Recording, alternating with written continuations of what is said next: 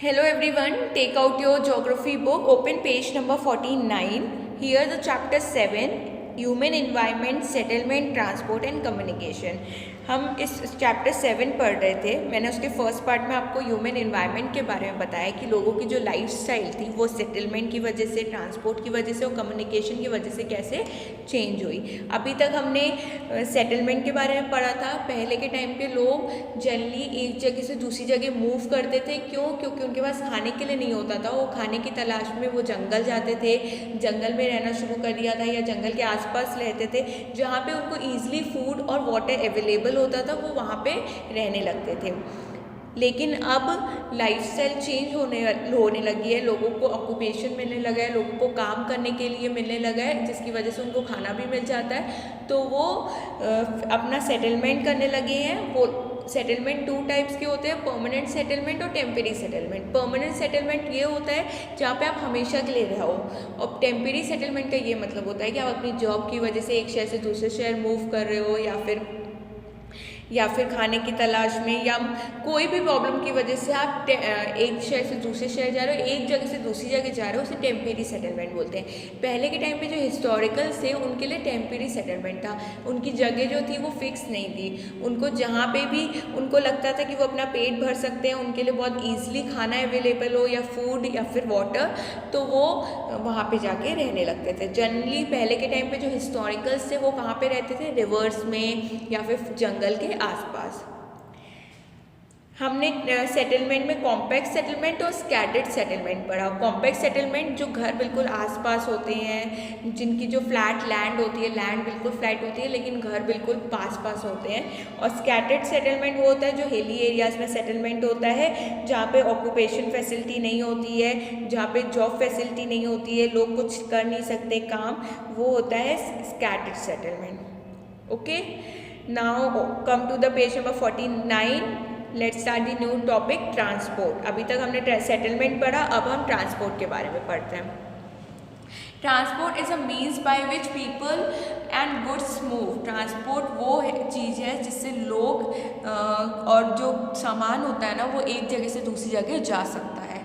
In the early days it took a great deal of time to travel long distance. पहले के time पे लोगों को बहुत लंबा जो रास्ता था ना वो तय करना पड़ता था और बहुत ज़्यादा टाइम लगता था। People had to walk and use animals to carry their goods. लोगों को पैदल चल के जाना पड़ता था और लोगों का जो सामान था वो लोग एनिमल्स के पीठ में लाद के जाते थे। Invention of the wheel made transport easier. जैसे ही व्हील का इन्वेंशन हुआ, व्हील मतलब चक्के का जो इन्वेंशन हुआ, उससे जो ट्रांसपोर्ट था वो बहुत ज़्यादा ईजी हो गया। With the passage of time different means of transport develop, but even today people use animals for transport. Wheel की वजह से जो ट्रांसपोर्ट आया था, जैसे कि ऑटो रिक्शा हो गया या फिर साइकिल हो गई, इससे लोगों का टाइम भी बचने लगा और लोगों के लिए सामान कैरी करना या लोगों को एक जगह से दूसरी जगह जाना वो बहुत ज़्यादा आसान हो गया और टाइम भी कम लगता था। लेकिन आज की डेट में लोग फिर भी एनिमल्स का यूज़ करते हैं सामान को कैरी करने के लिए। In our country donkeys, mules, bullocks and camels are common. आपने शायद देखा होगा डोंकी के पीछे लोग सामान को कैरी करते हैं, कैमल हो गया, इन सब के पीछे लोग सामान कैरी करते हैं। In the Andes mountain of South America llamas are use as are yaks in Tibet. The early traders from other countries used to take several months to reach India. जब लोग पैदल चल के जाते थे या फिर लोग एनिमल्स के ऊपर अपना सामान कैरी करके एक जगह से दूसरी जगह जाते थे, तो उससे लोगों को बहुत ज़्यादा टाइम लगता था और बहुत ज़्यादा टाइम कंज्यूमिंग था। लोगों का बहुत वक्त उसमें बर्बाद होता था और लोग एक जगह से दूसरी जगह जाकर दूसरी जगह चल कर भी जाते थे। They took earlier the sea route और the land route. फिर sea route और land route भी स्टार्ट हुआ, लोग नदियाँ पार करके भी जाने लगे। Aeroplanes have made travel faster, लेकिन फिर एरोप्लेन्स आए, एरोप्लेन से बहुत ज़्यादा ट्रैवल करना बहुत फास्ट हो गया, मतलब कि बहुत जल्दी लोग एक जगह से दूसरी जगह पहुंच जाते थे। किससे? एरोप्लेन से। Now it takes only 6 to 8 hours to travel from India to Europe. आज की डेट में इंडिया से यूरोप जाने में जब आप एरोप्लेन से जाओगे तो 6 से सिर्फ 8 घंटे लगते हैं। आप सोच सकते हो कितनी जल्दी हम इंडिया से यूरोप पहुँच जाते हैं। Modern means of transport does save time and energy. जो आज का ट्रांसपोर्ट है वो हमारा वक्त भी बचाता है और हमारी एनर्जी भी बचाता है। Now turn the page, open page number 50। The four major means of transport are roadways, railway, waterways और airways। अब हम 4 important means of transport पढ़ेंगे। कौन सा? रोडवे। रोडवे मतलब सड़क के रास्ते से जाना। रेलवे। रेलवे मतलब ट्रेन से जाना। वाटरवे। वाटरवे मतलब समुद्र या नदी या सी, ओशियन, इससे जाना। और एयरवेज का मतलब एरोप्लेन से जाना, हवा से जाना। पहले पढ़ते हैं roadway. The most commonly use means of transport specially for short distance are roads. अगर हमें बहुत पास में कहीं जाना हो तो हम रोड्स का यूज़ करते हैं, मतलब रास्ते का यूज़ करते हैं। They can be melted and unmelted. मैंने आपको चैप्टर नंबर 4 में आई थिंक मैप पढ़ाया था। मैप में मेल्टेड और अनमेल्टेड रोड आया था जिसमें सिंबल्स बताने थे। तो मैंने आपको बताया था कि मेल्टेड रोड वो होते हैं जो पक्के बिल्कुल बने होते हैं रोड, और अनमेल्टेड वो होते हैं जो कच्चे रोड बने होते हैं, जैसे कि ऊबड़ खाबड़ गड्ढा हो या फिर पत्थर हो, वो अनमेल्टेड रोड होते हैं। The plains have a dense network of road. लेकिन अब जो प्लेन साइड्स क्या होते हैं कि वहाँ के रोड्स सब बहुत अच्छे बने हुए हैं।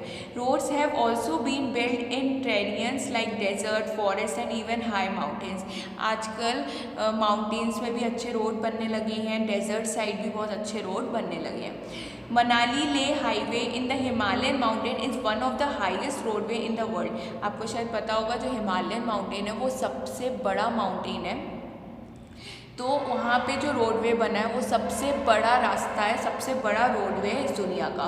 Road build underground are the subway and अंडरपार्ट्स।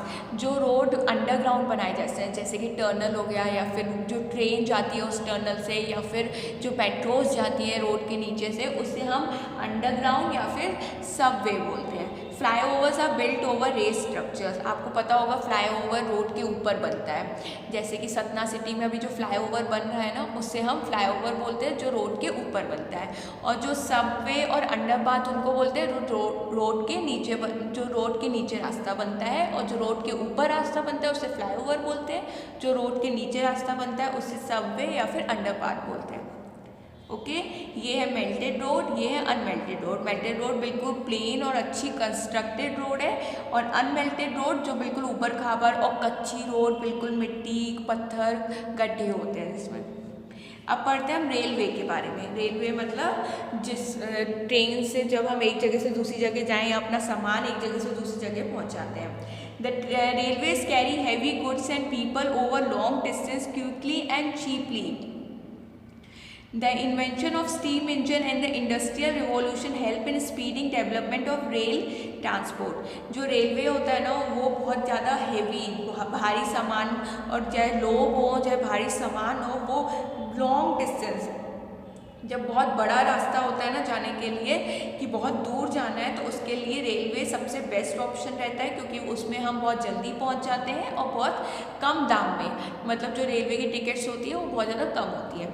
The invention of the steam engine and the industrial revolution help in speeding development of rail transport। Steam engine का जब से इन्वेंशन हुआ है उससे जो ट्रेन की स्पीड है वो बहुत ज़्यादा बढ़ गई है। Diesel and electric engines have largely replace the steam engines. Diesel और इलेक्ट्रिक इंजन्स थे उन्हें स्टीम इंजन को चेंज कर लिया, मतलब कि डीजल और इलेक्ट्रिक इंजन जब से आए हैं तब से उन्हें स्टीम इंजन की जगह ले ली है। In places super fast trains have been introduced to make the journey faster। उसके बाद सुपर फास्ट ट्रेन्स भी आ गई जिससे जर्नी थी वो और तेज़ बढ़ गई, मतलब और फास्ट हो गई, और कम समय लगता है कहीं दूर जगह जाने में। The railway network is very develop over the plain areas. Plain area में रेलवे नेटवर्क बहुत अच्छा है। Advance technology skills have enable laying of railway lines in different mountain terrains also, but these are much fewer in number. Indian railway network is very develop, it is the largest in Asia. Asia में जो Indian railway network है ना वो सबसे बड़ा network है। और Indian railway network बहुत अच्छा है, बहुत अच्छी तरह से आज की डेट में डेवलप हो गया है।